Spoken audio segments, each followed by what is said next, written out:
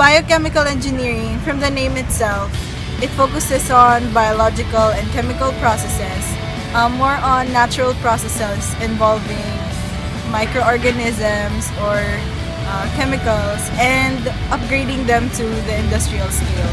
So, main applications of this biochemical engineering is in medicine and food. So, there's also this, you have to take into consideration the growth cycle of these organisms, or like the half-lives of the chemicals.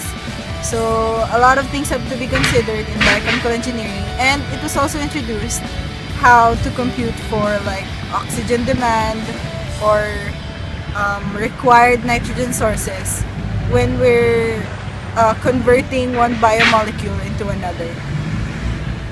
Environmental engineering deals with solving the environmental impacts of the industry. So it's not just a separate entity, it also works with the other kinds of engineering.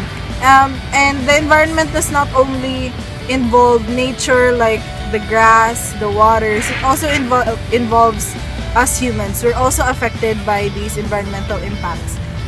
For material science and engineering, material science is the study of the properties and the structures of the materials to be used to produce items, while materials engineering involves designing these materials to fit its purpose, and it also involves choosing the right process in order for those desired properties and structure to be evolved into the material.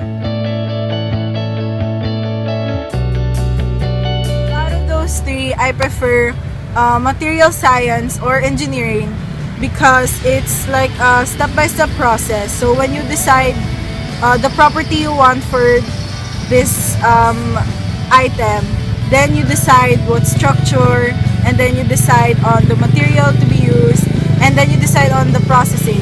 And not only a material can produce only one product, but you can produce multiple products by using different processes. So I think I prefer materials engineering because it's so diverse. Like you're using one material, but by deciding on a different property or a structure, you can invent something else.